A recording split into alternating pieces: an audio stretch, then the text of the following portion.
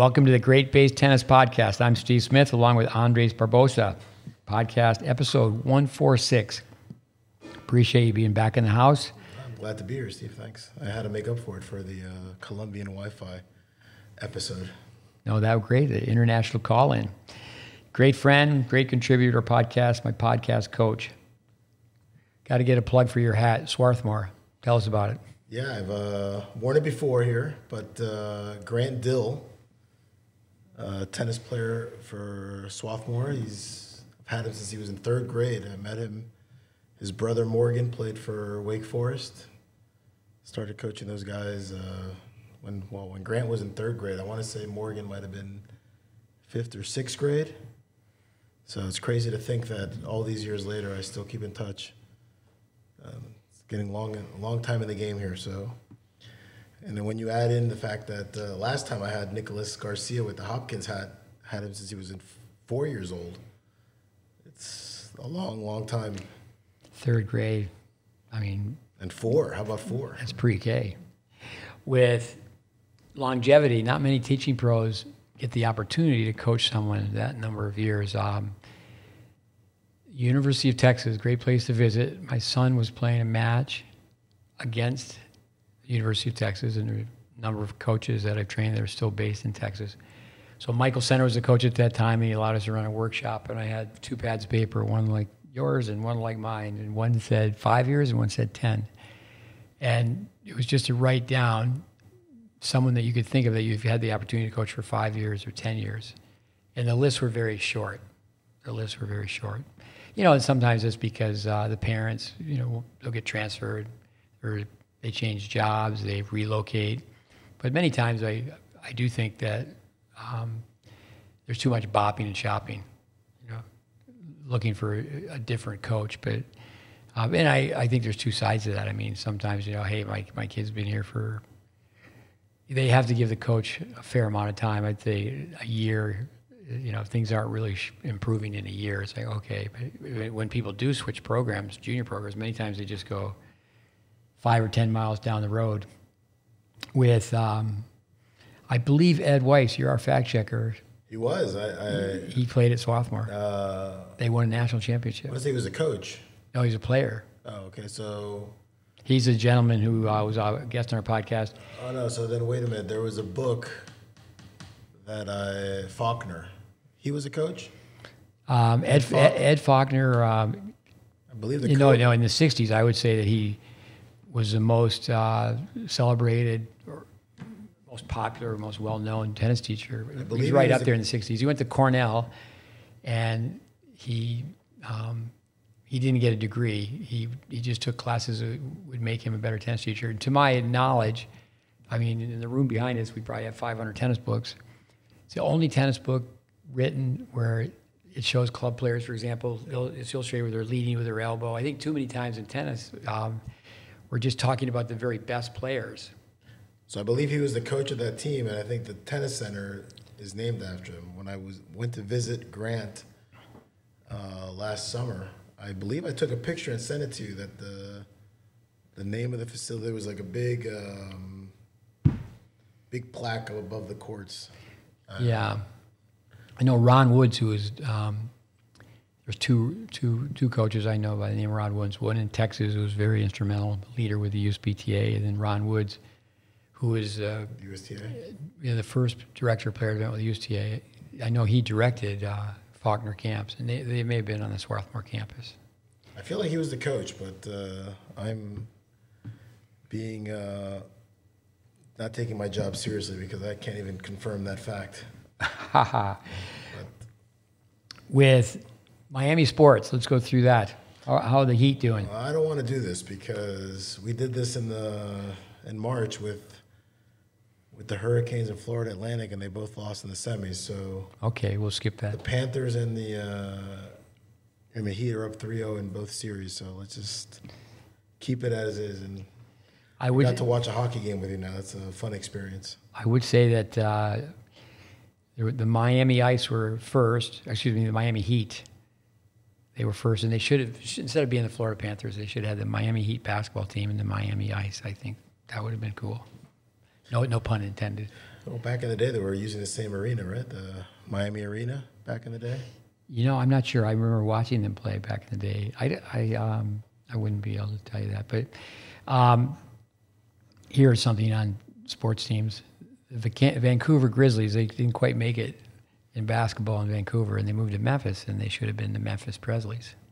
That would have been cool. That would have been good. Even though Elvis is not from Memphis, he's from Mississippi. I was still looking for Van Beesbrook in the goal tonight, but you told me he's been out of there for a while. Yeah, he was a fantastic goaltender, but yeah, it's been a few years. The time goes by. A photo from my son today. He's 15 years he's been out of high school, and I thought about it, and I go, 50 for me. Ooh, time. Andres is a gentleman who came up with the idea when we don't have a guest in the chair that we put Vic Braden's chair. I have this from the Vic Braden Library. Mike McLaughlin, who's so close to Vic's widow, Melody. Vic loved being on it says right here, I'll lift it up. It says USTA Tennis Sport Science Committee. This is Vic Braden's jacket. And with that, Vic loved being on it because of science, but I think that it was amazing that he didn't... You can't make it look nice again, Steve?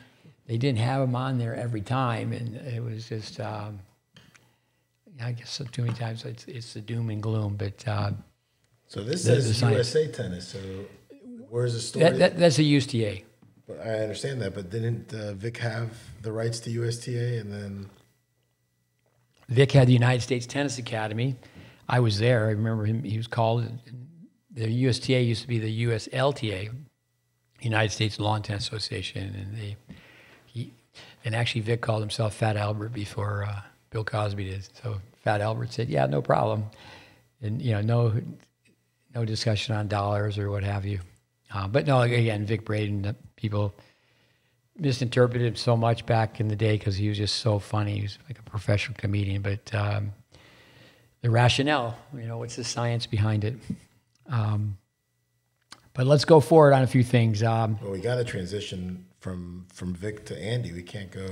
Oh, we can do that. We can't go in any other order. I mean, yeah, Andy would like it that we go in that order. Yeah, we have a little smorgasbord approach here today. Let's do that. I have some notes on that. Andy Fitzell was on. Was it Jonathan Stokey? Jonathan Stokey, Baseline Intelligence, his podcast. Our listeners can tune in to Jonathan Stokey's great podcast. I like listening to it a lot. Yeah, a few things about Jonathan. I've never met him, but he's from North Carolina. He's born in '84, same as Matt Clore, who's been a guest on our podcast a couple times. Matt's also a North Carolina guy. These two are very good juniors coming up, and they had great careers in college. He's from Raleigh. He went to Duke, All-American at Duke, and he was assistant coach at Duke for many years, and now he lives in Charleston, South Carolina. But yeah, I want to make a few comments on that podcast. Well, what stood out to me was that I spoke to Andy the day after, told him I thought it was pretty good, that I enjoyed listening to it, and I'm always a fan when I hear something that I've never heard before. And he mentioned... Well, the one that really stuck out to me about that I hadn't heard before was that it takes 8 weeks to make a change. And, I guess I'd heard similar, but I'd never heard an actual time frame put on it. So I found that to be pretty interesting. He talked about, things that I've heard before that he's talked about, let's say, as far as delaying the toss on the serve. I like the other one he gave about... If you're not underneath the ball, you've got to swing at about 200 miles an hour to get the ball over the net. So, yeah, he certainly used. He's so close to Vic's. I mean, Vic's humor. I think it's you have to swing 212 miles an hour, have hair on your tongue, and live in a tree. If you're going to hit by not getting below the ball, even to hit flat, you have to get below the ball because you have to counteract the incoming speed. It's as if when the ball hits the court, it's doing forward somersaults. And I've stated many times on this podcast that my favorite podcast by far was one about brain types. And he went off and discussed it. And, you could tell that Jonathan was pretty interested on the topic. So it was Yeah, with I can always listen to Andy. He was always fun to listen to. yeah, we'll come back to Andy, but on Jonathan, you could tell that he's tuned into the content. I mean, just by the questions he's asked, and Well, I've seen him on his Instagram page that he references the GreatBase a lot, and oh, that's great. That's great to hear because we have many Ghost followers. and then has gone off and he'll demonstrate drills that he does on his page, and then he gives credit to GreatBase, and then. But it made me long for the days of COVID when you and Andy were coming out with daily content. With Nick White, who spent so much time with us as a player then as a coach. He's been a former guest on our podcast. He's now the head coach at Skidmore. He was a coach at Duke when Jonathan was, so they both were under Stan Smith's son, Ramsey, at Duke.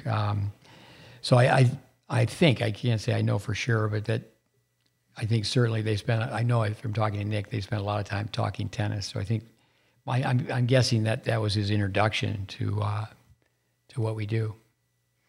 He's in Charleston, so we should connect with him. Actually, Alex Vukovic, former student, former summer staffer, he played at Princeton.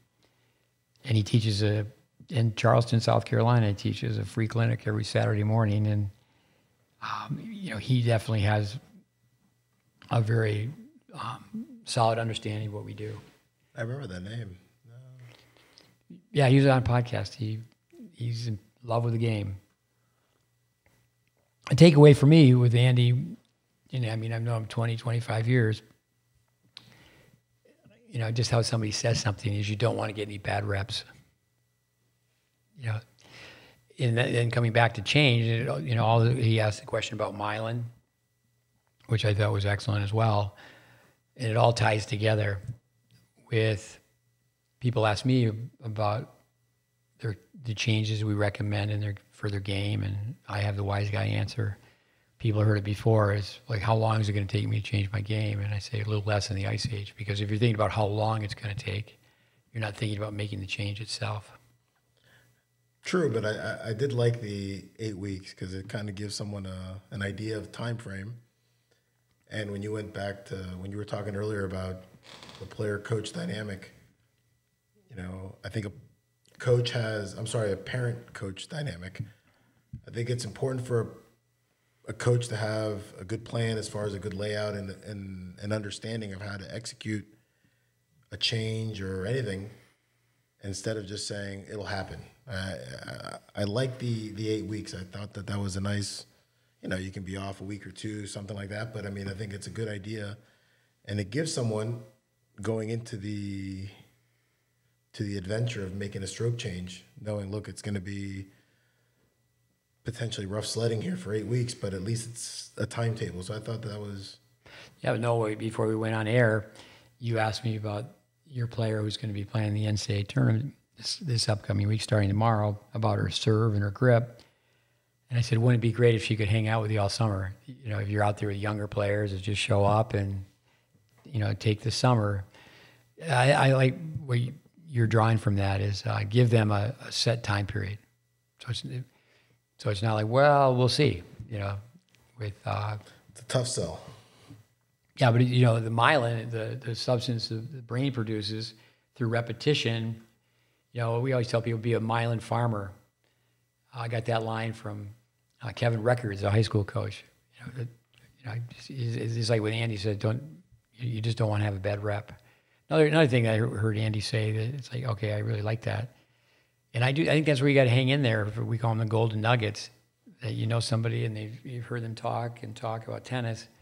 Where you mentioned on the toss, you need to have a delayed toss. The way Jesus said that, instead of saying, well, what we'll say is you need to turn first, turn toss.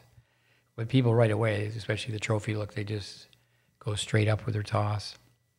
But I thought that was very good. I remember Virginia Wade saying, I was at a clinic, Wimbledon champion, 77. That's a fact. That she said, don't let go of the ball until shoulder level. when Andy was asked the height of the toss, people just can't really say, okay, I agree with that. As Vic said, about 20 inches out of your outstretched hand. But actually, the toss is going forward, too. So if I take my two fingers and I go like this, and they're the same length, and this one I tilt forward, representing the toss that's in front, it's lower in space. You mentioned Roscoe Tanner when he talked about the toss. Vic used to say about the toss, and it's good that we're doing this because I know people have asked us to circle back and talk about stroke production. Bradenism, when you toss high, you have more time to be crummy because you have more time for extra movements. That 2-ounce ball falling, Andy mentioned in the podcast, it does fall at a faster rate, so it's not in your window as long. What about miss? What other miss come back to your memory from that podcast? From that podcast, no, nothing really. The one that, like I said, the one that I like the most is, and I just remember vividly, one of the first times I met Andy, I brought up the 6'4" Brazilian athlete that you liked, Eric Brook, and Andy came from inside the house and was already, just by watching him hit the ball, was already giving him the brain type, and I thought that was incredible when I watched that. Because with you seeing it, I know you would ask a lot of questions. You kind of get involved in it back and forth. Yours was more like an interview process to get the answers that you were looking for, while Andy was just basically seeing someone hit the ball and immediately pegged him pretty much exactly like you did. I thought that was incredible. Well, I think Andy's skill set, he certainly will go through either gross motor skilled, fine motor skilled, and he'll explain which brain type you assign with someone who's gross or fine motor skilled. And, speaking skills come into it, so many things. But his work, especially in the last X amount of years, he's working with, maybe one-on-one, a high-level player, and he goes straight to that, where you're in the trenches with adaptive behavior in junior tennis. And, you have, say, I always tease people, say, yeah, you got 20 kids coming at you, and they all had too much sugar on their sugar cereal. And then, so it's pretty easy to tell who the extroverts are. They're even more off the wall. But no, he does definitely use the brain typing more from the motor programming, where I do it more with the personality. But you need to do both. It's a great tool. But that was just insightful. You could just tell, which is great. And that's what we're trying to do, is with young coaches like Jonathan Stokke, is just share information from the past. So he's obviously, I'm sure his tennis helped him get into Duke, but he's very articulate. You can just tell he's got very good verbals. I've heard a bunch of his recent podcasts as far. I heard the one with Kelly Jones. I heard the one with Lindsay Davenport. Yeah, the girl from Buffalo. I know your brother JD loves Buffalo. She's a great player. Jessie Pegula. Yeah, she's been on a few times. And so, actually, you pick up these little things where he's older, but he was training in Boca, and he was a guest in their house coming up. So he just, if I'm pretty sure I heard this, but in one of those, but he basically reflects back to his time at Duke and basically says that he didn't realize that he didn't know enough. So it's kind of interesting be interesting to talk to him a little bit more in depth as far as the time that he was there with Nick White when he was a player. It seems like he's a lot more, reflective and wishing that he would have made changes in his games as an adult versus when he was Duke's a great program, but it's pretty interesting that he was able to be critical of himself and saying that he wished he knew then what he knows now.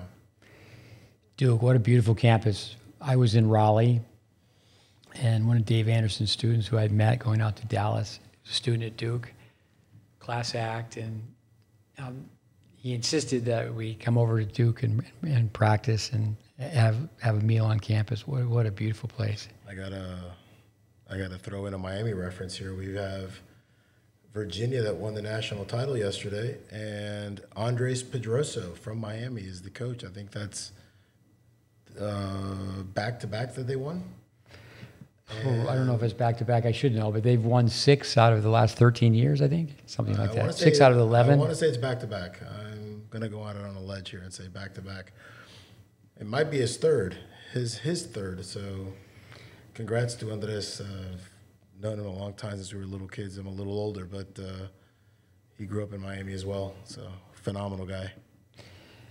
And he was at Virginia, then he left, and then he went back, correct? So he played at Duke.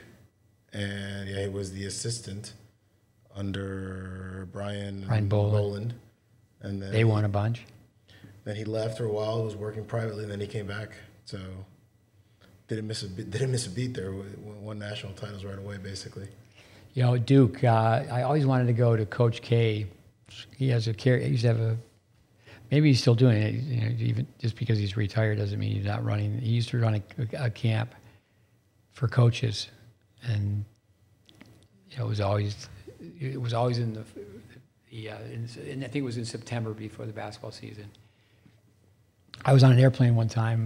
This young gal she had 2 degrees from Duke, and she was going to an interview, and she was Japanese, and I just started asking her about Duke basketball, Coach K, and she was like encyclopedic. She was a Cameron crazy? She was, yeah, Cameron crazy. She was a major fan. And I said, you know, when you go to the interview, you know, I mean, I told her, I said, is it on your resume? I mean, she just put, like, other notables, Duke basketball fanatic.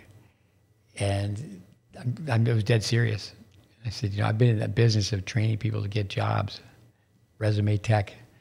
And, you know, that's definitely a conversation piece. Let's talk a little bit about college tennis. Ty Tucker, they had beaten Virginia twice in dual matches, and it was we mentioned it last week. 1957 and 2003, the only times on the men's side where Big Ten teams have won the NCAAs. Do you think that it's the heat and humidity is a big factor?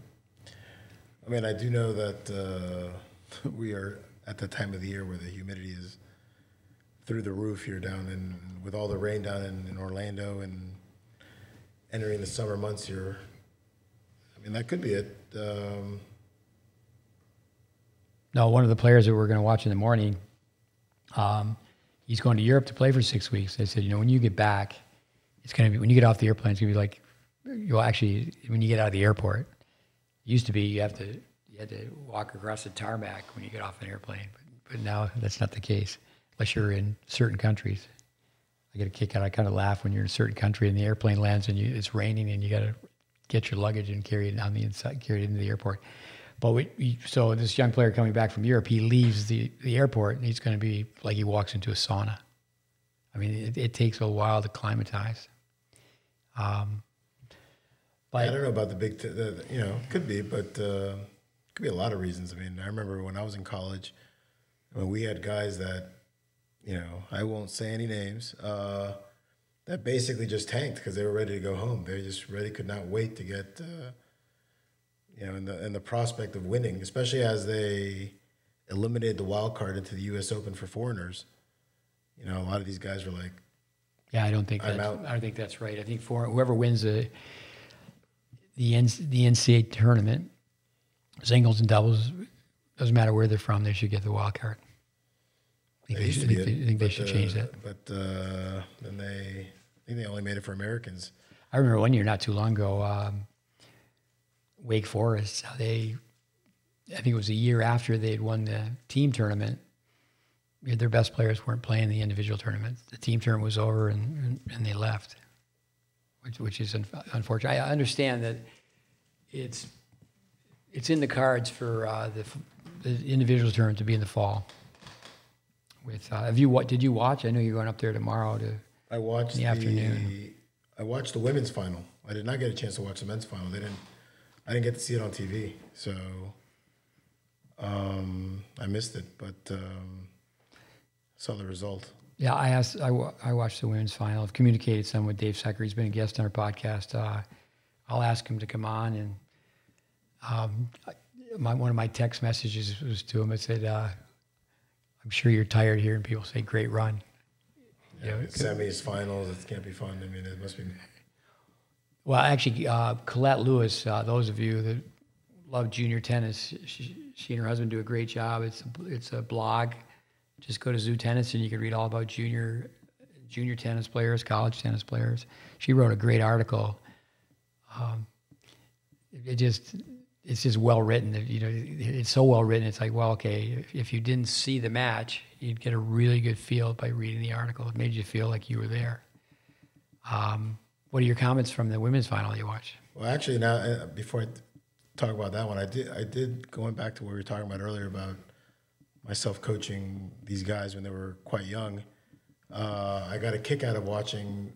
I don't know where I saw it yesterday, but Robert Gomez, another coach down in Miami, he had coached Andres Pedroso since he was, I want to say 10 or 11 years old. So, and he was up there watching. That was pretty cool too to see Robert there supporting his old student winning a title. So, oh, it's fun, the history, the connections. I know. And you were talking here about Wake Forest, and I'm sure Grant's brother Morgan was on that team. So I mean, it's crazy the connections that you can come up with here if you talk long enough about tennis. Well, it was your advice. You told me to try to reinforce the 8 pillars, and we had Manny Diaz on to talk about Welby, and Stuart Welby's son called me up for Manny's phone number because he went up to watch Georgia was playing Ohio State. And I'll go another direction. I want to say that the rule change, when it was had to be for Americans, happened when Manny's player, Matthias Boker, another guy from Miami, who I've known since he was, we used to train at the same place together when I was 15. So he must have been like 10. But Matthias was playing for Argentina.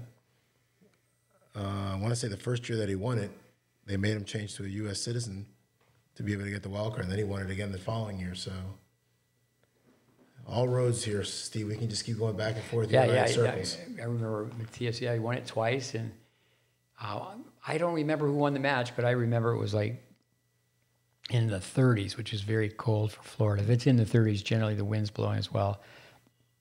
I went to watch him at the Open. I want to say. I'm going to get this wrong. I want to say he played Engqvist, but I could be wrong. I want to say it was a Swedish guy. Let's go with that. But with so many young tennis players homeschooling, and we ran a tennis school in Tampa for 15 years, and if we had 25 juniors that drove from Tampa to Orlando to watch Raven play against Matthias. But his career was cut short through injury, right? Yeah, he was never really able to seemingly have like a long stretch where he was healthy.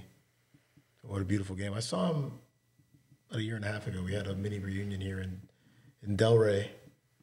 And he came out with his brother, and they're still hitting as well as ever.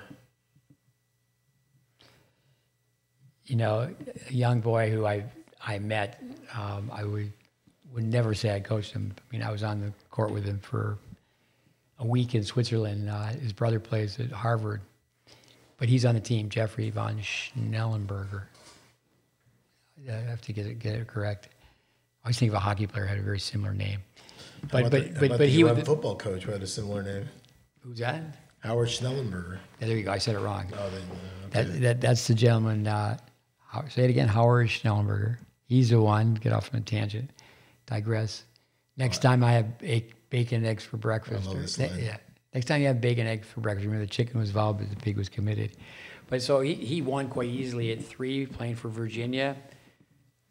I was asked not too long ago, you say how he has the it thing. That kid, he just had the it thing. He was relaxed, and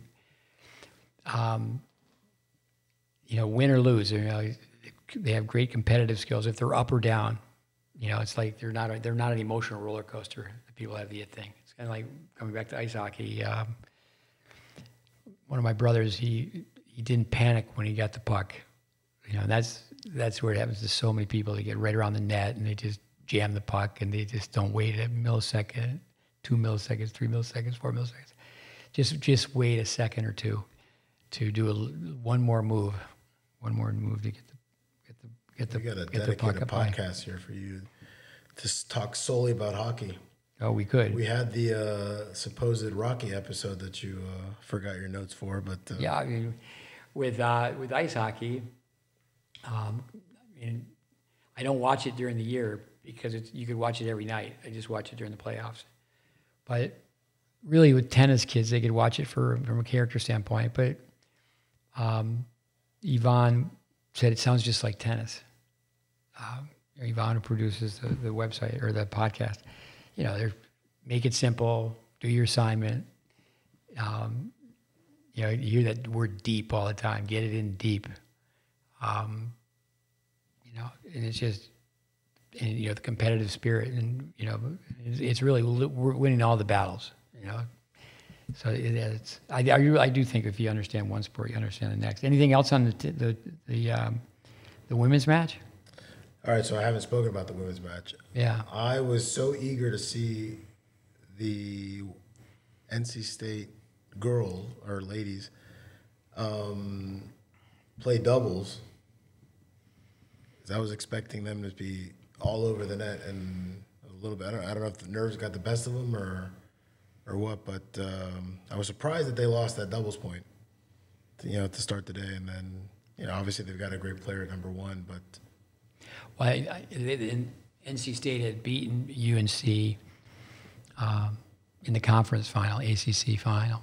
Good friend of mine's an alum from there, Brian Rosenthal. I was hoping that they'd come through for Brian. I know he's a big fan. You went to NC He State. played at NC State, and it was, in my mind, they were talking about, the Carolina girls were talking about winning it for Jordan. So Yeah, 2023. I saw that. I was thinking about winning it for Rosenthal. That's what I wanted. There's so much drama with the college tennis match. Cracked Rackets, if you listen to their podcast. Well, more, I don't know. I kind of follow them on somewhere. I see most of their posts. I don't know if I follow their podcast. Yeah, so you watch a match with Cracked Rackets versus watching a match with ESPN. For example, I would be critical, say ESPN stayed on the first match too long. And Cracked Tennis Channel. Tennis Channel? Was it on ESPN? Actually, now you say that. I saw the women's on the Tennis Channel. Yeah. I don't know if the men were on an ESPN3 or something.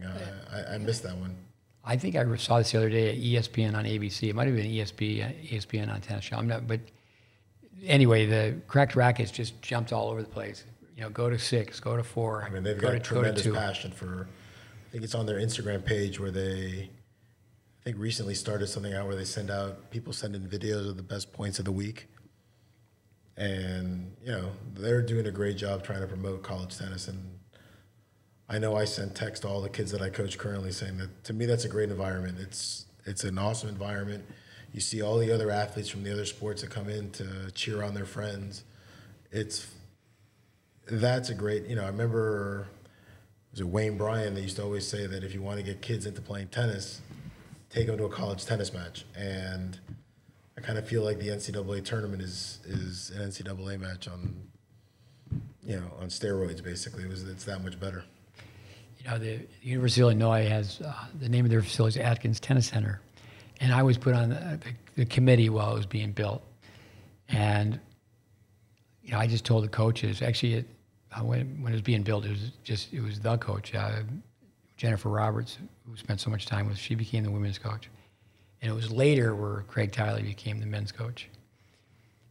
But with having all 6 courts in a row, what they were going to do is build, maybe it's changed, but like say the University of Utah, it's 3 and 3. And a lot of college facilities are like that. And, in some ways, it's generally based on land. How are we going to build this? And for me, my point of emphasis why you'd want 6 in rows is much better to run practice.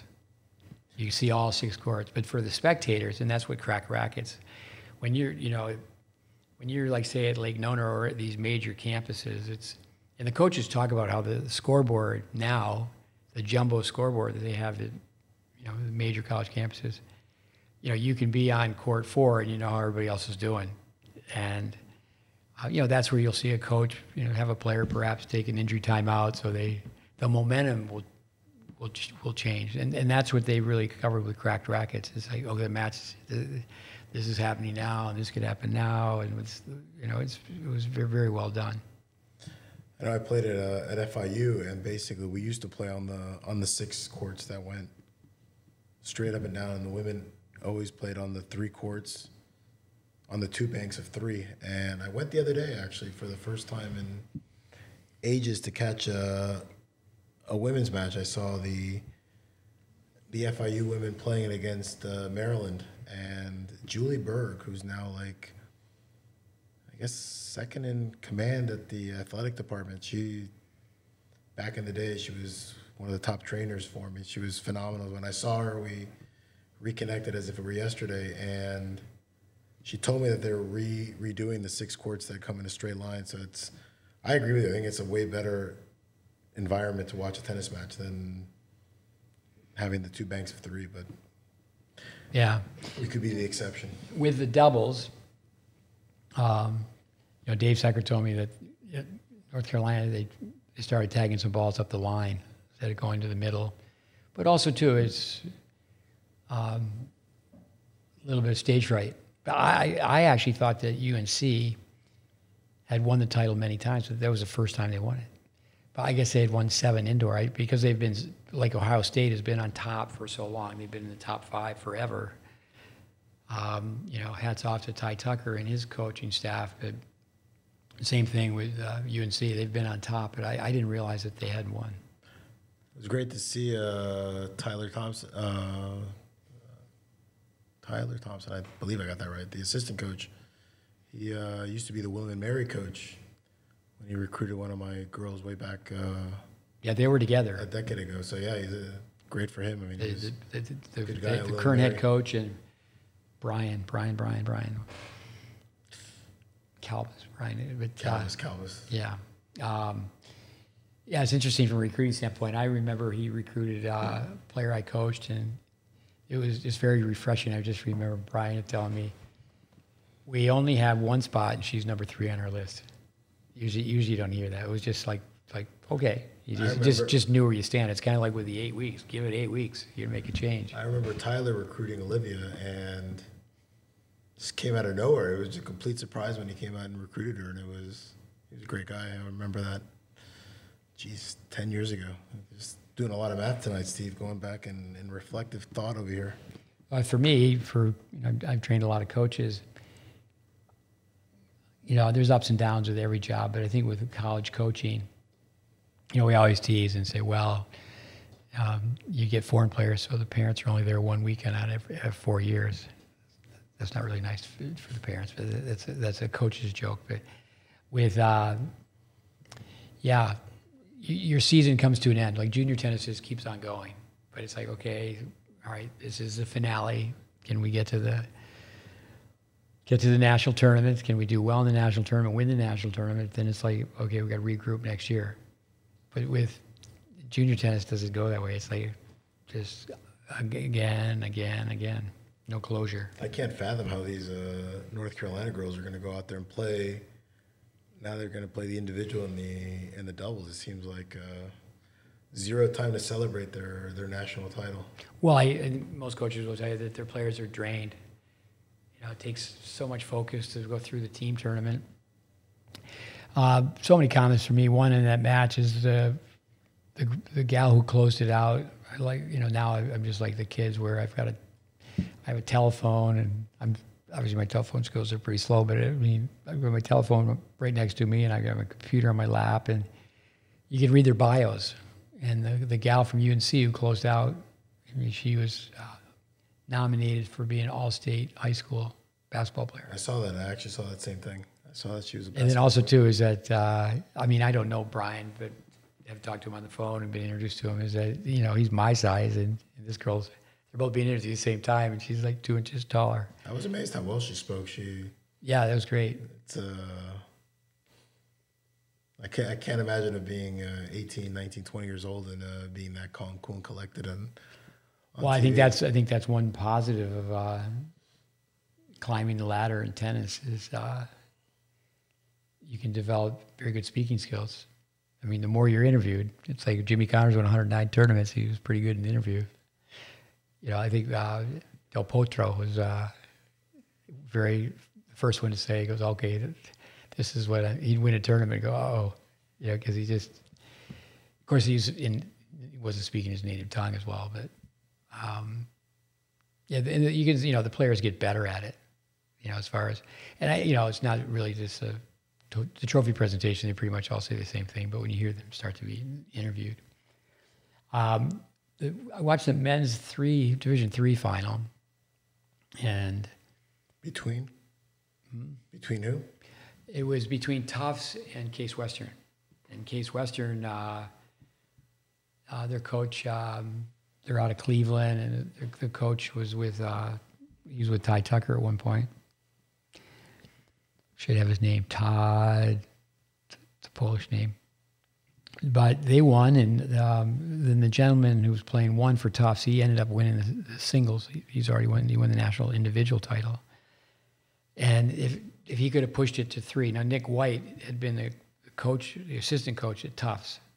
So I just got some inside scoop on that. Said that he was very, very fit. If he could have won the second set, and that's what we're talking about with cracked rackets. Is that okay? If he can turn the corner, if he can win this set, we just keep the match going. And there is always a chance in college tennis for the dramatic comeback. Because in every level of tennis, there is no time clock. Well, I saw that actually with the NC State women. The girl at number 2, she was down, I want to say 4 match points in the second set. And I said ace, backhand winner down the line. Got it back to a tiebreaker. And to get it to the tiebreaker, I think she must have saved like 6 match points. Just that, I was thinking alone, if this, NC State's able to win this one. Yeah, the girl named Smith. Right, correct. Down love 5 and. Oh, was she down love 5? I missed that part. Yeah, and climb back and to just keep it going. So you're only playing to 4, and all of a sudden you look at the board and it's and it's always a big thing who wins that doubles point. As far as momentum, and then it's like, well, okay, there's 6 singles matches to play, and we only have to win 3. They've got to win 4. I watched the Division III women's, and we're going to talk to Dave Schwartz. Dave is from Ithaca, New York, played at Cornell, and he's won a bunch of national championships. I say a bunch. Maybe he's not a handful yet, but I'm going to guess it's 4 or 5. He was at Middlebury. He's won on the men's side and the women's side. And so it'll be fun to talk to him. He's the current coach at Middlebury? No, the Claremont McKenna. Just to go from Vermont to California, that's interesting. But yeah, the story behind winning and what goes behind it. I think one thing Wayne Bryan's always telling parents: get your kids to go watch college tennis matches. Yeah, he's the one that. 100%. And I do think a lot of juniors, they say, I want to play college tennis, and they've never seen a college tennis match. Way better than going to a professional tournament, in my opinion. Why do you say that? If you're a kid, depending on the age, like you can yell, you can scream, you can kind of get involved in it. It's easy access to the players. I think it's, depending on the age. I texted one of my friends, and he said that his daughter's a little too young right now, but... it's personally, I think it's way more fun to get involved in a college tennis match. You can get, you see the players themselves are screaming, cheering. It's just a lot more of an electric atmosphere versus having to sit there, quiet please, and stay in your seats. And so, I don't know, I just think it's a better atmosphere for someone getting started off in tennis. I've been asked, why do I always reference where I learned something? I think if you do that, you have a better chance to remember and make a story. But Jim Rogers, a Winnipeg boy, he's the one who I first heard say, college tennis is a goal, pro tennis is the dream. And that's just so well put. with You taking notes on this for your book, or? no, I just chicken scratch. But one thing about credit is I went to his boarding school, and one of the, there was lots of kids who were breaking lots of rules. I was one of them, but there was some serious rules that the other kids were breaking. But one thing was it was just plagiarism. This prep school I went to, it was like the biggest thing is that if you were caught plagiarizing, I mean, you could be booted out of the school. And I just think of all the plagiarism that's rampant through the internet on tennis teaching, where no one's really giving credit where credit's due. And it's just unfortunate. You can ask Chat GPT to write your book for you, and you can just plagiarize it from there. So you be full circle. With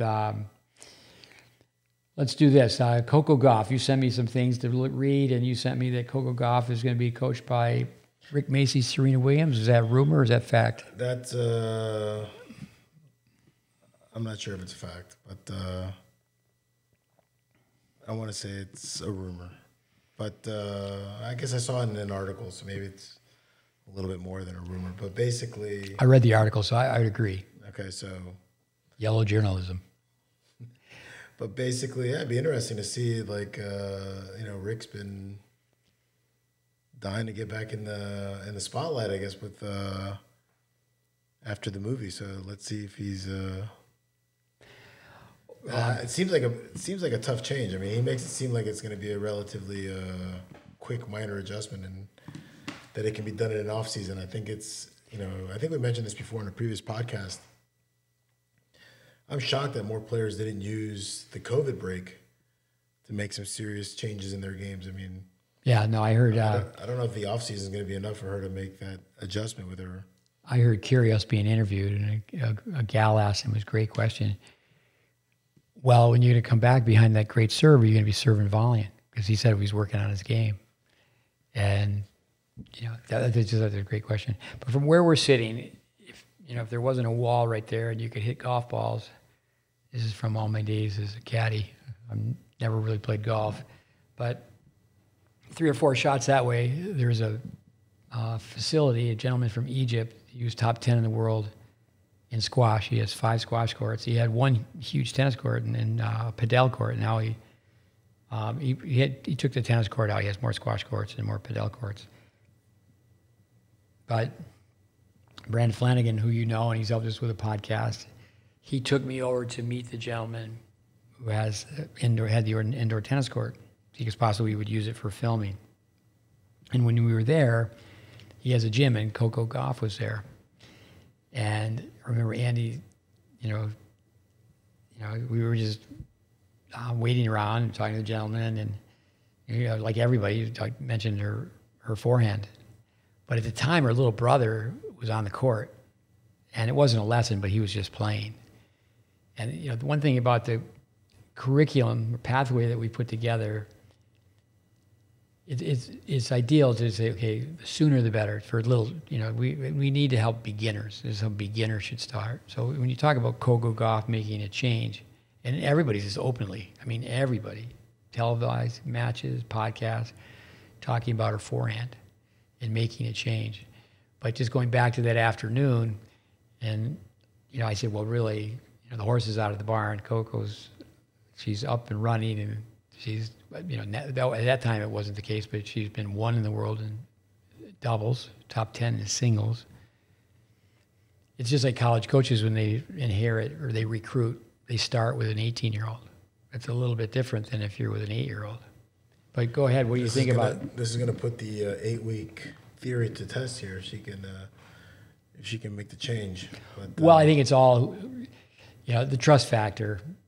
I think Serena would be certainly more of an inspiration, as she would be labeled a celebrity coach. And I think the celebrity coach is a confidant or a mentor. I think Joe Public thinks many times, well, if Serena's going to get in and talk about forehands and backhands. You and I were just watching back to ice hockey. That's what for our listeners, there's teaching and there's coaching. We're watching the best hockey players in the world. They're not talking about how they skate. It's really all the tactics and the competitiveness. That's just something that we do talk about pro players, well, to speculate, if they could go backwards, no, they don't need to change their forehand, but what's the calculation? What would be more efficient? And then really in the end, that's one thing with Jonathan Stokey's interview with Andy. Andy used a Welby Van Horn line. Vic used to say that you can't violate physical laws, where Welby said you have to improvise within a fundamental range of correctness. Racket-head awareness, the strings have to be facing a certain way. But I didn't hear Serena Williams being involved in that.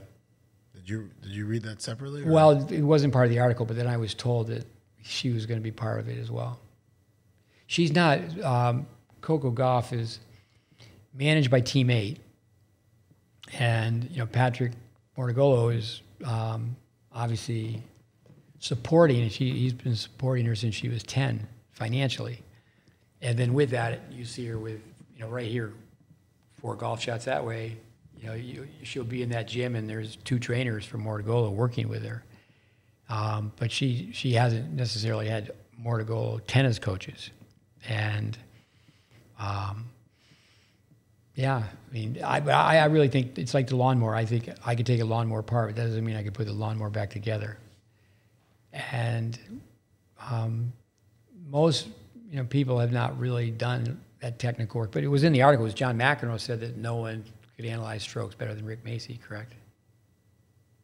Was it John McEnroe? I think it might have been Patrick McEnroe. Might have been Patrick. Yeah. So it'll be interesting. I kind of question are they going to really put in 4 or 5 hour days, during an off season to kind of. I know Rick's a workhorse and he's out there all hours of the day, but. I was at his place. I've been there so many times. It's been a chapter in my life now, and we counted it. There's 341 signs, or his name's up 341 times on signs. And I was there very early, and someone was wiping the signs.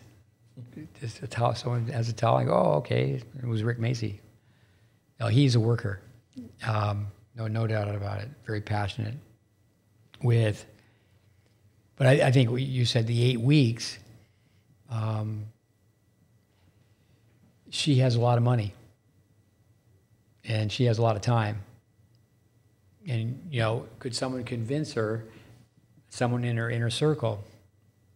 We talked about on this podcast where Jack Kramer said that Sabatini she should take a year off and work with a junior coach.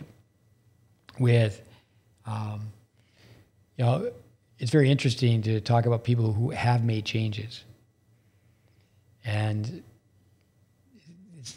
the examples there's not that many of them, but you can go back with, Don Budge.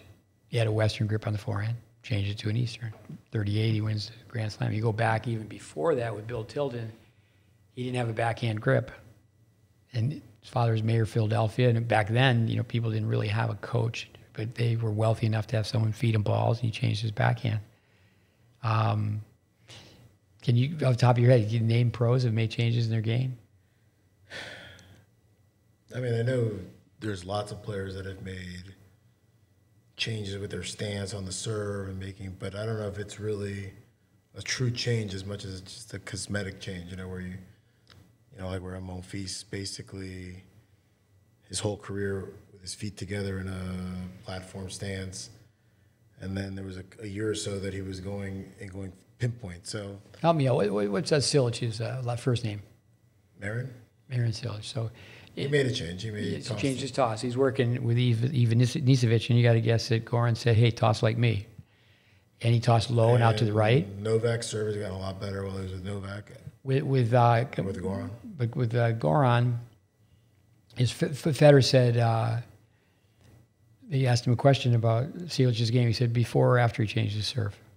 So they're in the know. But yeah, Nadal lost 7 times in a row to Djokovic. Nadal lost 7 times in a row to Djokovic. He said, what's the difference? He goes, he used to play 3 meters behind the baseline, and now he's playing 1.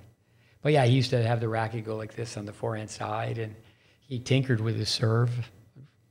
Yeah, his serve, I think, is sneaky good. I mean, he's not blowing people away, but he's hitting targets and he's consistent, I mean, if precise. you look at the before and after from when he was with Todd Martin. I mean, it's night and day.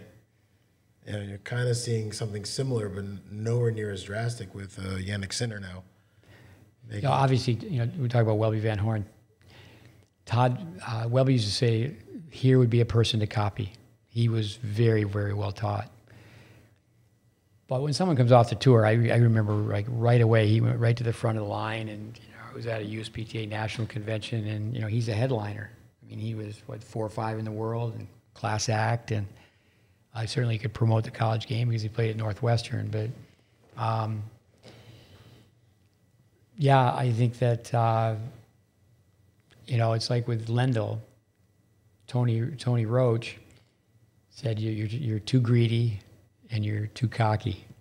Your ego's too big, and you've already got a wheelbarrow full of money, and you skip the French to prepare for Wimbledon. And Tony Roach said, you just should serve and volley on every surface. You've won everything. You want to win Wimbledon. You can't start the month before in the grass court tune-ups. Just change your game even on clay. That's the one part when it comes to Coco that I'm a little surprised with the amount of doubles she plays, as good as her serve is, how she hasn't, let's say, taken potentially some of the pressure off her forehand on her service games by coming in off her serve, just to give someone a different target or a different visual versus her just standing there in the same spot. I mean, that seems like something that could have been addressed or attempted, versus now, however many years later that she's been on tour. I think she won the French Open when she was like 12 or 13, junior French Open. So is she 19 now? Or, I mean, it's 6 years on tour, or 4 or 5 years on tour, I guess. To now make that decision to make that change, it just seems. Well, that's the whole point, is that for our listeners, it's not about Coco Gauff. I mean, she's a superstar. And but if you could turn the clock back, like that afternoon watching her little brother play, and say, hey, we don't really have a speaking part here, but this would be a better pathway. I saw her coming third at the Junior Orange Bowl in the 12s. I want to say she was 9 at Tropical Park. I mean, just all the intangibles in the world. I think I've mentioned here before how lovely of a person her grandmother is. I mean, just so you and your brother run the tournament. Yeah, well, no, we weren't running the tournament. We were hosting it. Hosting. So basically, but it's definitely someone you want to see do well, because I think she do great things for tennis.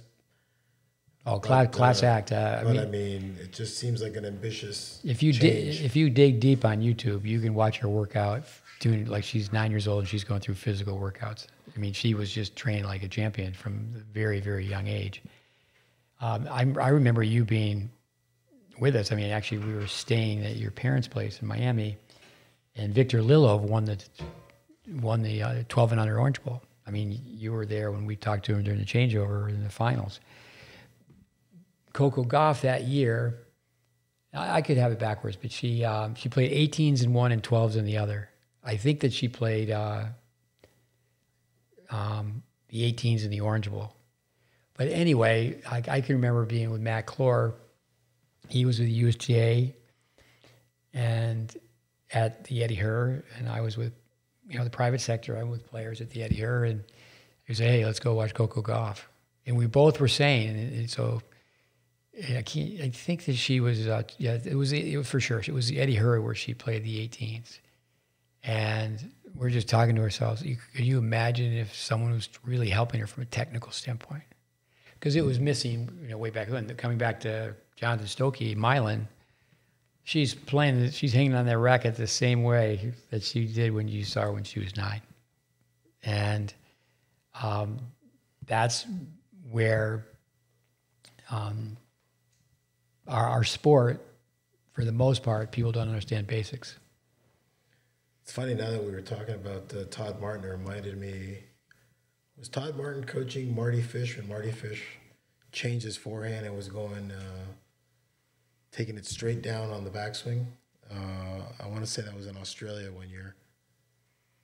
I don't know if you don't remember that one, but Marty Fish, you've heard the term barroom athlete, so he's going to win at billiards and shuffleboard, the golf. He's a very, very good athlete. Like he was in the starting five when Roddick and Fish played. I think it was Boca Prep playing basketball for fitness and fun. Marty, he got in shape and then he cracked the top 10. He most of his career. I remember Etchenberry saying that one time. Pat Etchenberry, the famous physical trainer who started with Agassi. He had an internship. He's from Chile. Fact checker. He went to Kentucky, threw the javelin, and he ends up down at IMG.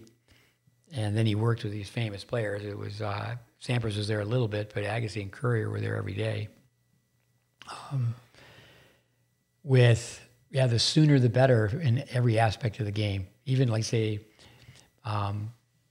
tactically, it's really sad to have someone say that Max Cressy is the only person in men's tennis who serves and volleys. I mean, like that's just coming back to ice hockey. In ice hockey, that sport has changed. When I was a kid, it was first coming in where hockey players were working with figure skaters. The best teachers I ever had. Really, in a lot of ways, the only teachers of technique. Hockey's kind of, that's what the Russians said. We'd like to thank the Canadians for inventing hockey so we could develop it. But you have to be taught skills. It has to start from the get-go. And, in hockey, if you can't skate, you can't play. But in tennis, you can hit the ball any way you want. And the scary part is you're being judged not on a time clock, not on a measuring tape, but you're being measured on who's the kid on the other side of the net. And you have to go way, way up the ladder. You have to be in the game for years before you're going to run into someone who also has very good skills, or just they have very good skills. I want to go back to the Marty Fish. I want Netflix to come out. I want them to come out and do a documentary on Vero Beach tennis, okay? Because back in the day, Marty Fish must have had the greatest improvement from the age of 14, 15 to 15, 16 of anybody I've ever seen in my life. So I'm sure there's people out there that know the exact number, but from Vero Beach, I know his dad was a teaching pro. But then furthermore, in Vero Beach, you had Robert Kowalczyk, who won clay courts back-to-back years. I think that's never been done.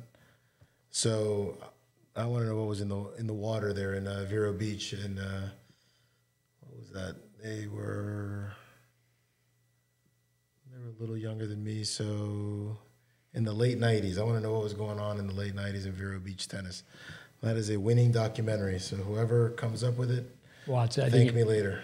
I would guess that Tom Fish probably was teaching more. I'm going to guess he was more at a public park, came down from Minnesota, and then perhaps he went on to a more prestigious club. He probably was working with a group of juniors. Someone was. It was Ryler DeHart's cousin. Now, Ryler's a kid that he started with one of my students, Tomo Ollerstedt. And before he had won the 12 and unders, and I was just a long-distance video coach. And he was going to change to a one-hander, and he was sent to me, but then I relocated to Tampa, so I coached him for many, many years, like 6th grade, 7th grade, 8th grade, 9th grade. And then he went to college, and he played for one of our students, Craig Tiley. So his cousin is from Vero Beach, and I make a video, and I told the mom, I said, just take it to a teaching pro and get another opinion. And they took it to Tom Fish. And Tom Fish called me up, and for me, it was a fun conversation. And he said, I agree with everything that's on that tape. Yeah, I always remember seeing him at junior tournaments. Classy guy. Always liked him. Marty did struggle on the forehand, but he was very good overall. Serve and backhand were out of this world. And he's a guy who could mix it up. I remember one time, there must have been 5,000 people at the stadium in Tampa where the Lightning play, and he was playing Sampras, and it was competitive. Usually exos are more, they're not really hit and giggle, but it's an exhibition. And he said afterwards, he goes, I've played him, you know, in practice and on the tour and exhibitions. And Sampras had already been, he just recently retired. And Sampras, you know, it was just a one set. But coming back to Pat Edgenberry, you know, he threw Marty under the bus.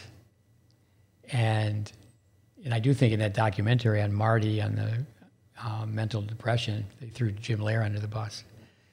So that happens. But with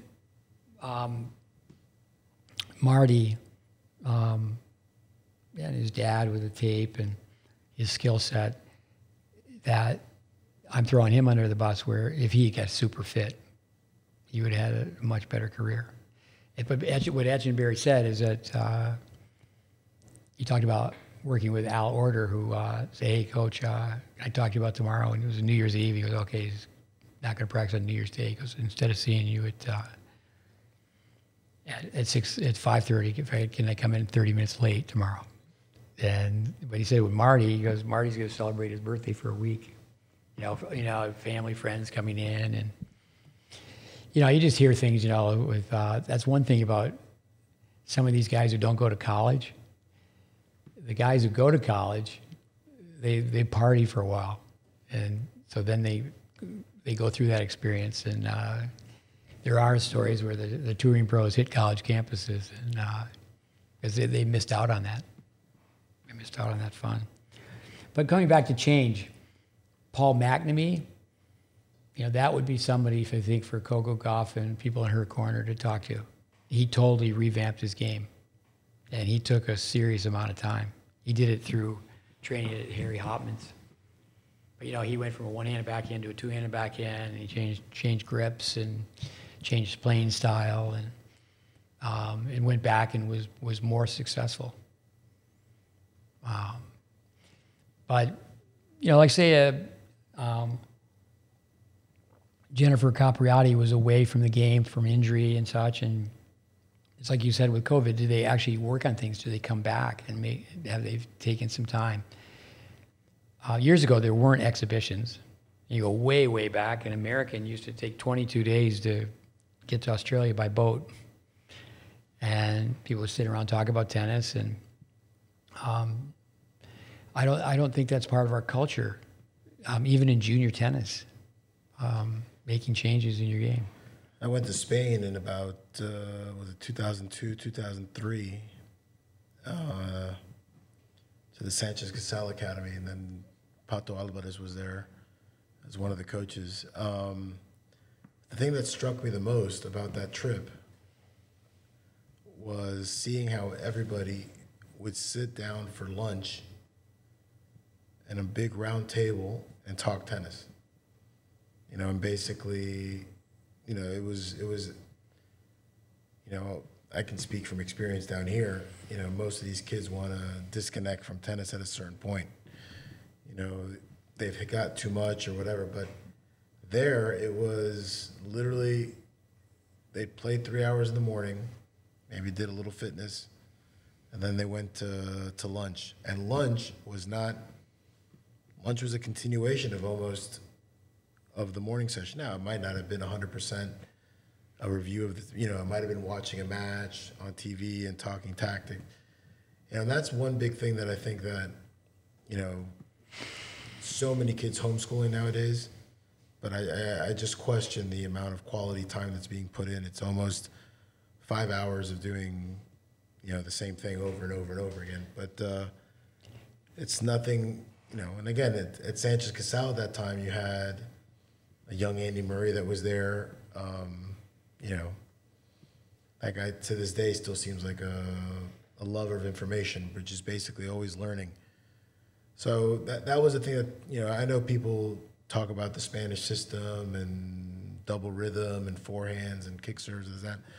But to me, the part that was most impressive was just how it was really a complete consumption of information. There were just basically, there was no, you know, dial it back or make it simple. It was just basically they were completely analyzing a sport and seeing how things can get better. And that really stuck with me for a long time. And, you know, as a coach, I feel like I try to be very detailed and look at all angles of everything. But at some point, you just have kids that just have had enough. You know, after an hour and a half, my mom's here to pick me up or something, or they're ready to go. So it's a tough one when you're talking about competing with the highest level players that are playing 30 hours a week seemingly. Well, some comments from your comments. You mentioned TV, just TV. Years ago, you know, even affluent people would just have one TV. And then there'd be 3 generations watching a ball game. There's so much learning that takes place. Now the kids are walking around and they have a TV in their pocket. On our last podcast with Dave Anderson, what do we call it? Rap, Rip, and Rant. When you start talking about the USTA, the governing body of tennis, the people certainly that are currently with the USTA, I mean, I'm 6 months short of 50 months. I'm 6 months short of 50 years being in tennis, going way back as a volunteer coach. But there, you know, and I know Jose Garris, was he 6th in the world from Spain, and he was the director of coaching, and I'm sure he's still a consultant to the USTA. But I think that's one thing, is that to have that respect level where the people that work with beginners, who work with advanced players, they're working together. And it's not this individuality, well, I've got the secret sauce and this is what I do. With coming back to Coco Gauff with change, it's like Pegula when she was playing Taylor Townsend the other day. She's 0 for 2 against Taylor. Taylor, she may have the best tactics in all of women's tennis. And people go, oh, that was stupid. What did you just say? Well, she takes a short ball and she comes forward. And I think of Djokovic losing to Sam Querrey. And it was like, as great as Djokovic is, he certainly has changed that. That was a few years ago. And he's improved in that area, and he's stated that he needs to improve in that area. But if your A game's not working, you got to go with your B game. You know, okay, that Bill Tilden never changed a winning game, but always changed a losing game. And you know that in itself, it's like with the Swedes, Borg. It was in his favor that he lost to Panatta. He played the French 8 times, won at 6, lost to Panatta twice. But the second time he lost to him, he had to change his stance, change his toss, and he was he had Novocaine injected into his stomach. He changed his serve. And that was so 76, he wins Wimbledon. With Wielander, I think it was 82, he wins the French.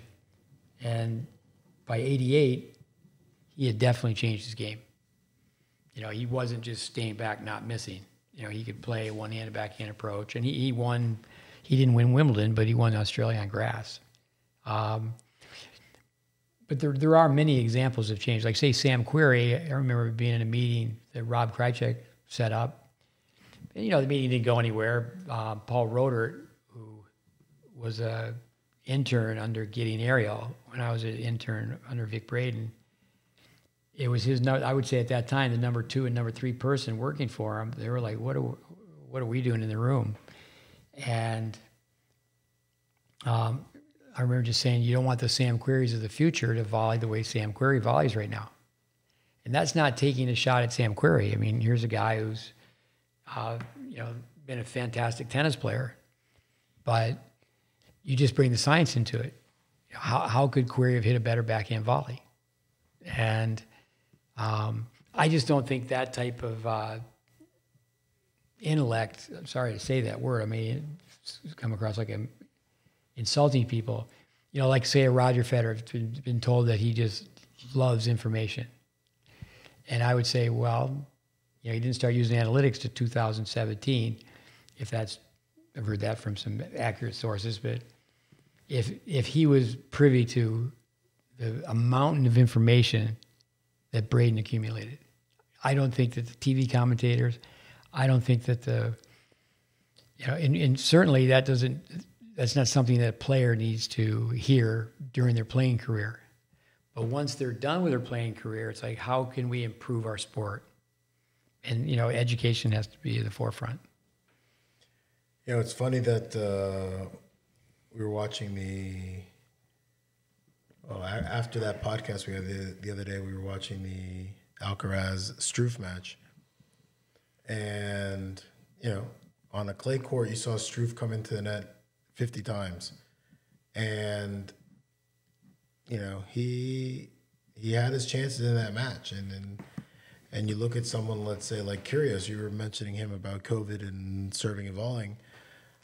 No one has had the solution here for Medvedev in this post-Australian Open. And yet Kyrgios played him last year in Canada, served and volleyed every single point. I mean, I watched the match, served and volleyed every single point.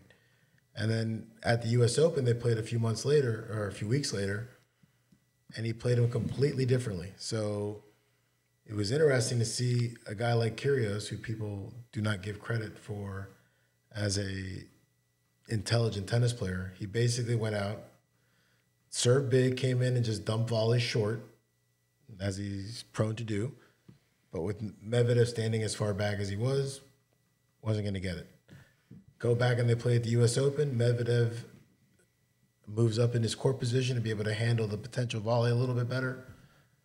Now, Kyrgios is beating him with a forehand, with the big serve, with the big forehand. So, it's interesting that the one guy that people talk about that doesn't practice, doesn't do this, is the one that's actually attempting to play around every part of the court. So I'm eager to see him back now at Wimbledon. I hope he has another good run because it's good for tennis. One thing, just on Coco Gauff, and I'd like to say one thing about Struff, is if you say it this way, she has an uneducated ready position. She has an uneducated grip within her ready position. And that's like, slapping someone across the head. But it's not a matter about pointing fingers, but, that when people enter the sport, people ask us about Victor Lillo, because it was just during the time when we were putting up content that, his sister as well, who helped him out so much, that there's quite a bit of content on Victor Lillo. And we have more content than that's up. I can remember, that, his comments about her when she was a younger player. And, I can remember one time it was a girl from Romania came and she was like 450 in the world. And that's how we teach. We teach kids to teach. And he's just a young kid, and he's just sitting on a bench telling everybody what she's doing wrong. And he was correct. Okay, look at her grip on her backhand, look at her slice, and look at all the calculation. But I think with looking at Coco Gauff, I just loved the father said she'll run across broken glass barefoot to get a tennis ball. Did they hear that from Rick? Because I've heard Rick use that line a lot. They'll get along great together. With, Rick, Pop the Popcorn, but it's a very strong way to say it. It's uneducated ready position, uneducated grip on the forehand side. But I always say in tennis, 2 + 2 = whatever you want it to be. But Struff is 33. So Coco Gauff, you think, okay, career-wise, if she is, say, 20, we don't know. I think she's close to that. I would bet that she's still 19. But anyway, when Pegula was playing, and she didn't have options, just like when Djokovic was playing Sam Querrey, it's like, okay, you got to get in. You're the baseline game on the grass, whatever. It wasn't working out for him that day. And Pegula, and she's so solid, and her technique overall is very, very good. It's very basic. It's when you watch someone, it's like, okay, that's a great base, a fundamentally sound forehand volley, backhand volley. She's just, in what we say in the ballpark. But do they practice to make those changes? It really baffles me that top tennis players, what's your favorite tournament? What's your favorite tournament? Wimbledon, Wimbledon. What's your favorite court? Center court, Wimbledon, center court, Wimbledon. And they don't work on being able to play. I mean, the grass is different now, but they don't work on going forward on a year-round basis. But, it's like with college. Circle back to that. How many college teams really put people in the pros?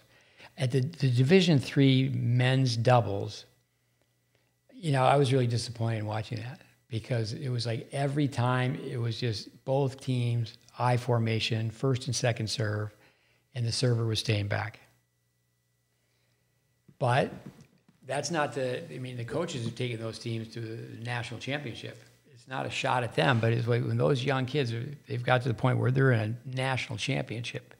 They're in the finals.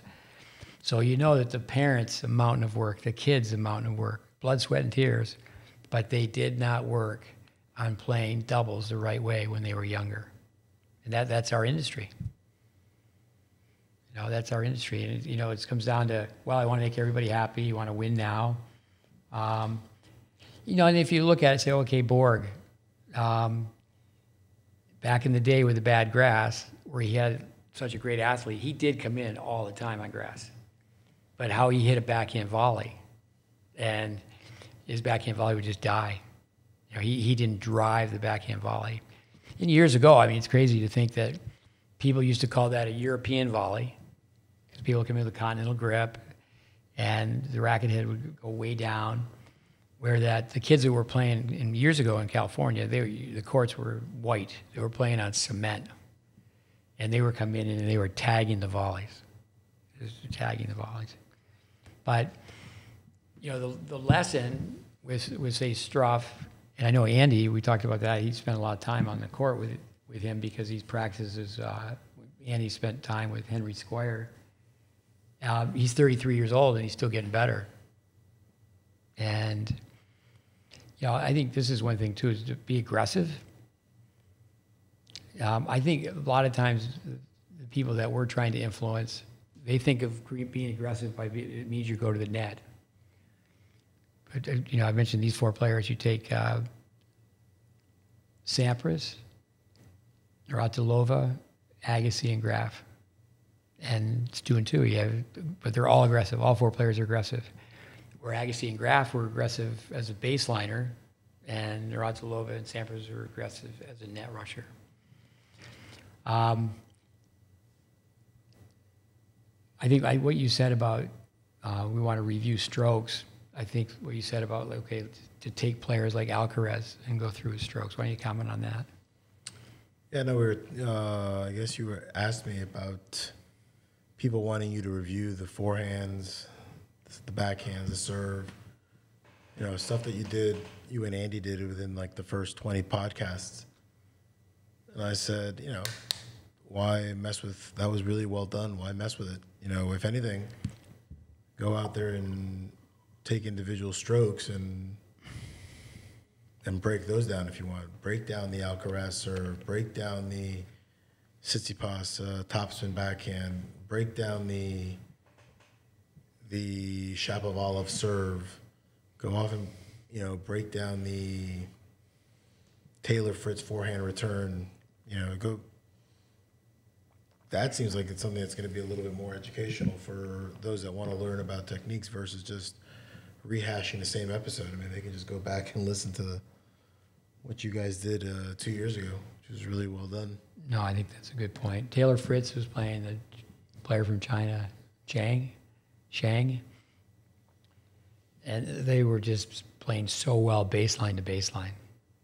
And no, I think he can just add to his game. That's where our last podcast mentioned Tommy Paul, Taylor Fritz, Francis Tiafoe, Mackenzie McDonald playing doubles. I quickly said, that's probably a clinic on how not to play doubles.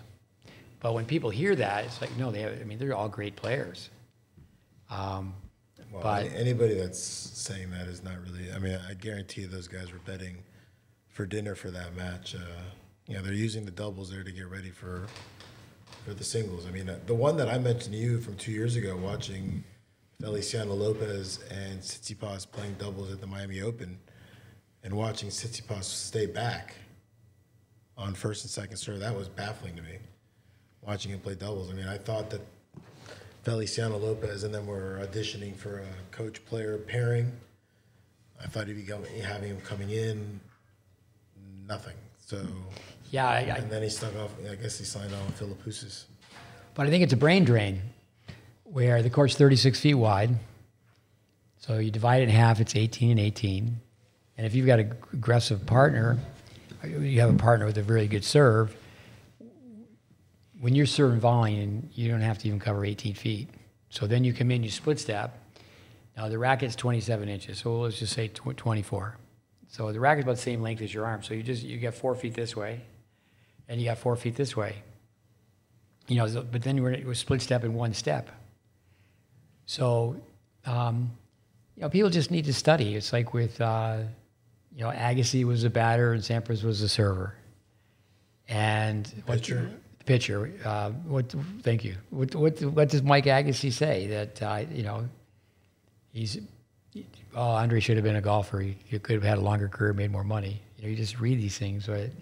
Where he was upset with Nick Bollettieri because Nick said, "Hey, we're just going with the forehand. We're just going to," and you know, it's really interesting. I mean, just to reinforce these points, Vic Braden once asked Agassi, "You know, why don't you come to the net?" And Agassi said, "Have you seen me volley?"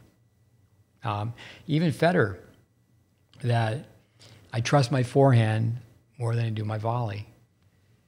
So, I mean, do people know the numbers? So, okay, you're going to serve and volley, and your partner's going to cover more than 18 feet. So you coming in and do the math, but kids need to start that at a really early age. And, you know, for years and years, the Canadians, coming back to ice hockey, that was very much my way of life growing up, that the Europeans had 10 practices to one game. And, you know, so the Canadians are one practice, one game. And the Americans were copying the Canadians. Now, if you look at soccer in America, you know, kids aren't really even playing pickup soccer. They are all over the world. And that's the ratio pretty much, is a young kid trying to learn to play soccer in the United States. He's going to one practice and one game. And it's not going to work. It's not going to work. It's funny, I was watching a podcast on Jason Williams, the point guard that played for the Heat, played for the Memphis Grizzlies, the nickname White Chocolate.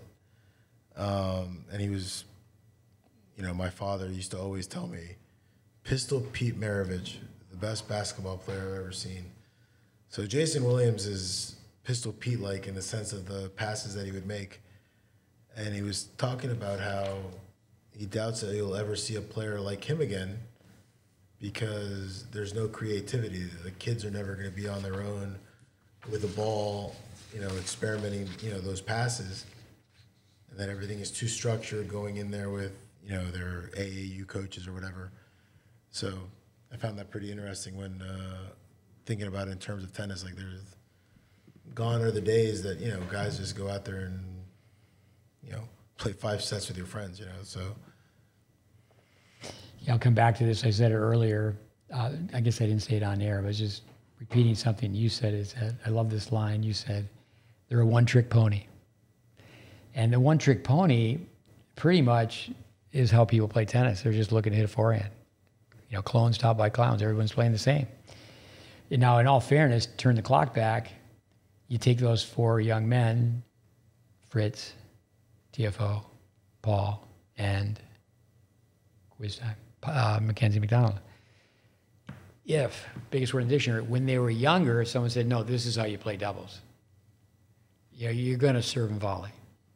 And in junior tennis, it's like, no, you, if you don't serve and volley, you lose the point automatically. That's how practice should be done. Because, you know, as I've said 1,000 times over, that a kid plays 1 up, 1 back as a freshman in high school. What are they going to do when they're a sophomore? They're going to do the same thing. And now that we know more about how the brain works, you know, Jonathan Stokey asking about myelin, that's what you're dealing with. The athlete's a biocomputer, and you got to deprogram, reprogram. With Medvedev, let's talk about him for a little bit. First thing I would say is you can see in his eyes, you know, wins in Rome, and he's proving to himself, he's proving to the world, but he's so honest in interviews. I'm not very good on volleys. Well, I haven't really done well on clay. But then he says, yeah, but, you know, I got to the quarters of the French or whatever. What are your comments on Medvedev? First off, the guy's hilarious in his second or third, probably his third language. I want to say French was his second language. That's right. He is hilarious. He is so funny. His interviews are great. His on-court antics are legendary now. You know, I think somebody made a point of it saying that, you know, he says some of these things about being useless on clay probably as a way to take the pressure off of himself. But, I mean, he's had a great run. I mean, he basically, you know, won this title. No one expected him. I mean, he got seeded second now for the French Open. Avoided potentially having to play. Well, he might still have to do it, but I guess gave himself a little better chance. But, you know, love his serve and love watching how creative he is on a tennis court because he's really forcing the issue with somebody. Nobody's going to come forward. He is going to hang back 20 feet behind the baseline and play it his way. And if no one's going to rush him, I mean, I don't want to hear anybody saying that, oh, he plays so defensive or so terrible, you know. So love watching the guy. Love watching the guy serve. Love watching the guy be creative from the baseline on returns. And, you know, we'll see. I mean, I don't think he's going to win the French, but, you know, stranger things have happened. Well, let's end with that. But let's do a couple more things before we end with who you think is going to win the French. Medvedev on the serve. He's playing Djokovic maybe 3 years ago. And Djokovic is just going to town, returning Medvedev's second serve. And I don't think he took the lesson from Rod Laver, but it was a Rod Laver lesson. He just started hitting 2 first serves. I mean, he didn't differentiate that much. Was he 6'6"? He tosses, people don't understand, he tosses so far to the right and so far in front. He's getting better. That's one thing people have to realize. He's getting better. Like he was close to the baseline, playing balls at waist level, playing against Rune. His forehand is much more aggressive than he used to be. He even threw in some drop shots that I'd never seen him hit before. And, I mean, Rune's getting better too. What happens for the listeners, you know, the parents don't need to make this mistake that your kid always has to hit with a better player. Don't have your kid be a tennis snob. They can play with anybody and everybody, put the ball on a dime, learn to have gears. I think so many kids just play tennis in 5th gear. They just Mach 5 wide open. But when you do play on the tour and the balls are coming deeper, faster, and the frequency level, the consistency's there, you just automatically going to start shortening up your swings. You have to do that to survive. But I think Medvedev, for the juniors, I don't think this happens, goal-oriented juniors, I don't think that's what they're looking at YouTube. They're looking at highlight reels. They love to look at the tweeners and this and that, especially the boys. You were talking about TV earlier. You know, I don't think kids watch a full tennis match anymore. No, they don't. Everything's on, you know, you can get little TikTok videos, you can get shortened highlights on YouTube, but I mean, they don't sit and watch an entire match. You know, so again, by the same token, how are you going to handle, you know, a 3-set tennis match when you can't even watch a set of tennis? One thing to digress, we have had college coaches on. I mean, we've got high school coaches, part-time coaches, adult coaches with junior tennis players, digital dirt. You know, don't put anything stupid on social media because athletic departments will dig out and you can get in trouble for that. I think with Medvedev, just the logic though. You know, he just says, well, no, I'm not that good on clay, but I'm going to show up and I'm going to try to do my best. And yeah. Can we finish the podcast tonight? Can you show me the Medvedev dance once he beats Tsitsipas? Can you stand and? No, I haven't got that one down. I haven't got it. I remember he was copying some game, correct? No, he was making fun of Tsitsipas, who, when Tsitsipas beat him in Cincinnati, he made his own little dance. And Medvedev being the eternal petty individual, I love it. Yeah, their family is very close. Those guys had some close encounters, and I remember Medvedev calling Tsitsipas a fake Russian. Right, I know that was it coming to blows. I mean, it was, but it was great. I mean, then they had the famous one in Australia where Medvedev was losing it at the official for not calling coaching on the father. And then the greatest line ever, calling him a small cat. That was the...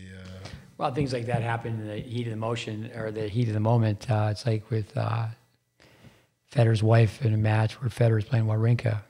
And, they were a little bit upset with each other. But in the end, I've heard Wawrinka say, no one wants Roger to win more than I do. Before we talk about who's going to win the French, by the time this podcast comes out, it'll probably be right in the middle of the French Open. Let's talk about the gal from Russia, reigning Wimbledon champion. You have yet to master that name, have you? No, I'm going to take a shot at it. Elena Rybakina. There you go. That girl is so good. Mechanics are so good. If you have an eye, we talked last week a little bit about, we have our critics, and that's a good thing. But, how's it go? To avoid criticism. Say nothing, do nothing, be nothing. She is so solid. And, it's so sad that people can't see the fundamentals that she displays.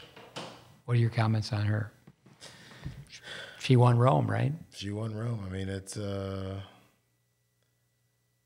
was a little bit sad for me to see the way the women's event has been decimated here in Madrid and Rome, or basically, the women's final was like at 11 o'clock Rome time. So I think they were better off when they used to have the tournament on their own private week and not have the mixed weeks. I mean, if you're going to have mixed weeks, have mixed doubles, have something that adds something to the ticket. But, she did get like 3 retirements in the draw. I mean, she got a retirement from Kalinina. She got a retirement from Swiatek. So, it's a little bit unfortunate they weren't able to see her finish that match, especially with Swiatek. But, yeah, I mean, look, she's obviously great on hard courts, obviously great on grass. And she's got a chance here at the French. I mean, it's... I will say, I'm with you. I love watching her play versus I'm not as keen to watch like a Swiatek play. I'm not as doesn't find it as interesting for me. The Polish girl Swiatek, the line for Nadal, well, he's from a different planet. You could say that about her. She just is amazing, her movement. I think that's for all tennis players. Your mind, your mechanics, but movement. Work on being the best mover possible. But coming back to Coco's forehand, if you look at Swiatek's forehand, I mean, she has similar issues that is not going to translate into, when you think about people, there's basic shots, specialty shots, emergency shots. You could say improvised shots that, when someone makes that unit turn for a forehand, do they have the options? Like say when Roger Federer turns, you stay really close to the baseline, and we say take the racket like a wall to the ball, steal the ace. My favorite line from Bud Collins, late Bud Collins. But and in the men's draw, I am going to go off and say now, no Nadal. Rune will win the tournament. I was so impressed seeing that draw actually. Cause, I haven't seen the draw yet. I shouldn't say that. So the seeds, I mean, the 5 through 8 seeds. It's a pretty tough field. I think I want to say that it's Tsitsipas, Rune,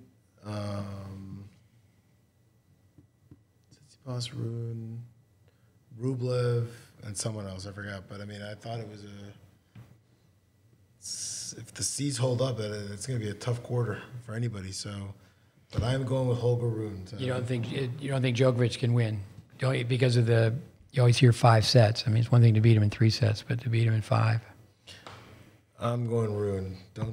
For all of you gamblers out there, I would tell you to go against my pick, and I'm going to lose big time. But I'm going to say Rune. What about the kid from Norway? Rude? Yeah. No, he's defending too many points. I'm going to say... He's another guy. You watch his game. It's so solid. It's so basic. Simplification is sophistication. I will say that somebody will want to be in the rude quarter, or in the rude half of the draw. That will be a part that they want to be in. Well, let's call this podcast This and That.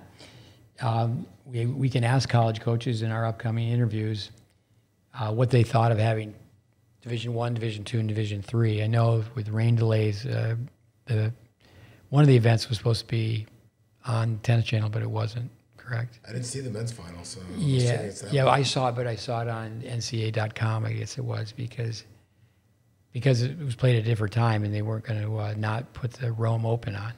It was supposed to be Sunday night, I think. Was it because of that, or was it because the Rome final was delayed by rain? I don't know. I'll find out, but I just wonder what the coaches would say. Is that certainly having the people running the event at the USTA to host it. Hats off to them. It had to be just a nightmare of work to pull that off. For me, I don't think there's anything better than going to Athens, Georgia, to watch I agree with you. Watch the event there.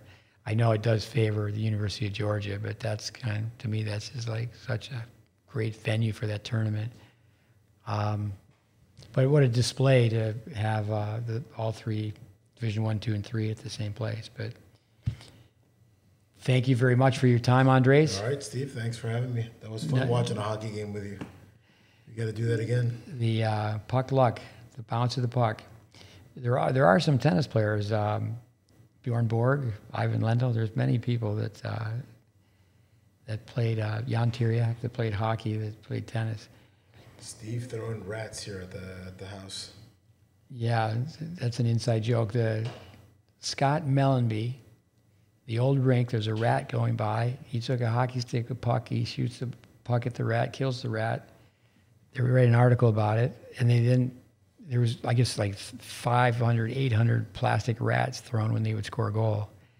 And then what happened was the NHL came together and said delay of game, so they don't do that until after the game. A few people throw some rats out. But anyway, listeners, thanks for hanging in there. I hope you got some more nuggets for your tennis treasure chest. And thanks for listening. Again, Andres, thanks for your time. Thanks, Steve. Adios, amigos.